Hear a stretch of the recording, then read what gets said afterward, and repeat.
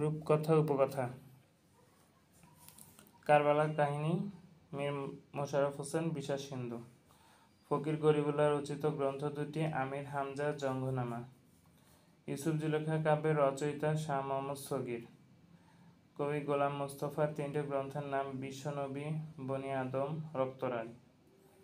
ঠাকুরমার ঝুলি রূপকথা উপকথা জাতীয় রচনা সংকলন। ব্রুজবলি বলতে একরকম কৃত্রিম কবিভাষা।